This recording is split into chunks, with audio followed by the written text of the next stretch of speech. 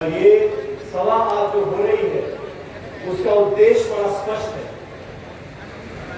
देश में क्या हुआ, पहलगाम से लेके ऑपरेशन सिंदूर से लेके आज तक वो सबके सामने मुझे दोहराने की जरूरत नहीं है।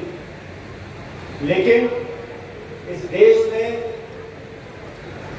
अगर हम सबकी सामूहिक आस्था किसी एक चीज में है तो भारत की सेना में है, भारत की फौज में है। और हमें फक्र है कि आज सरहद पर हम लोग खड़े हैं बाड़मेर में। यहाँ से पाकिस्तान बहुत दूर नहीं है। यहाँ के रेगिस्तानों में हमारे सैनिकों ने खड़े होकर जो शौर्य का प्रदर्शन दिखाया और 9 आतंकवादी अड्डों को जो ध्वस्त किया, मैं हमारी सेना को साधुवाद देता हूँ, धन्यवाद देता हूँ कि अपनी जान की परवाह किए बगैर उन्होंने हम सब के मान सम्मान की रक्षा करी है। 36 निर्दोष निहत्थे सैलानियों को नाम पूछ कर मौत के घाट उतारा। वो भारत की अस्मिता पर आक्रमण था, वो आतंकवादी घटना नहीं थी, वो भारत पर आक्रमण था। उसका मुंह तोड़ जवाब हमारी सेना ने दिया। मैं सेना को धन्यवाद देता हूँ, हमारे फौजियों को धन्यवाद देता हूँ और सेना के साथ साथ उन सैनिक के परिवारों को जिन्होंने अपने बच्चे बेटों को हमारी रक्षा के लिए सरहद पर भेजा है। मैं उन परिजनों को धन्यवाद देना चाहता हूँ, पूरा देश धन्यवाद देना चाहता है। और ये सभा, जय हिंद सभा, हमारी पार्टी पूरे देश में कर रही है ताकि सेना को सलाम कर सके, उनके पराक्रम और शौर्य को मान सम्मान दे सके। इतिहास गवाह है, जब जब देश को ललकारा गया है हमारी सेना ने दुश्मन के दांत कटे किए हैं। दोस्तों, मुझे कहने में कोई संकोच नहीं है। इस देश में अलग अलग पार्टियां हैं। आज सरकार बीजेपी की विपक्ष में है।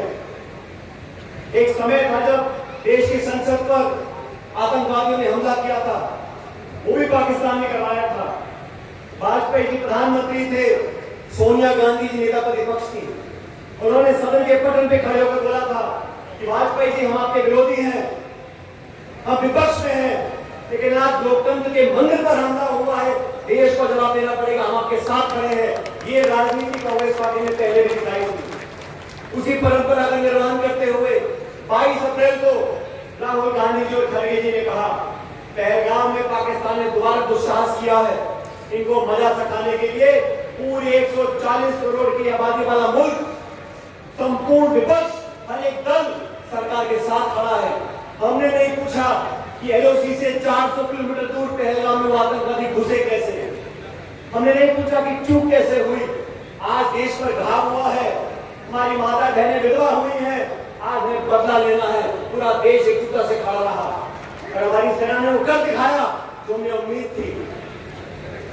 लेकिन अचानक अमेरिका के राष्ट्रपति घोषणा करते हैं कि मैंने युद्ध विराम करा दिया। किन शर्तों पर कराया? व्यापार का लालच दिखाकर, कश्मीर पर मध्यस्थता कर उसका खंडन सरकार ने आज तक नहीं किया। इतना बड़ा मुल्क, थोड़े मोड़े व्यापार के लिए हम विराम कर सकते हैं? अगर नहीं तो सरकार को जवाब देना चाहिए। मैं आरोप नहीं लगा रहा हूं, लेकिन स्पष्टता होनी चाहिए। आज कश्मीर पर चर्चा करना चाहते, मुझे खेद है दोस्तों, दुनिया के तमाम मुल्कों ने जब युद्ध विराम हुआ, किसी ने आतंकवाद का जिक्र नहीं किया, किसी ने पाकिस्तान समर्थित आतंकवादियों का जिक्र नहीं किया, भर्त्सना नहीं करी। वो पाकिस्तान जहां उसामा बिन लादेन मारा गया, जहां हजरत मसूद जैसे आतंकवादी रहते हैं, पूरी दुनिया जानती है, फिर भी जो भर्त्सना करनी चाहिए थी दुनिया के देशों को, वो नहीं करी। चीन खुलकर पाकिस्तान के साथ आ गया और रूस हमारा सबसे पुराना दोस्त, उसने आतंकवाद की चर्चा नहीं की। हमारा मुद्दा आतंकवादियां है, हमारा मुद्दा निर्दोष जाने हैं। ये चर्चा कश्मीर में करना चाहते हैं। इसीलिए हमने कहा एक विशेष सत्र बुलाया जाना चाहिए। 1994 में लोकसभा राज्यसभा में सर्वसम्मति से ये रेजोल्यूशन पारित किया गया कि जो पाक अधिकृत कश्मीर है पीओके, वो भारत का हिस्सा बनना चाहिए।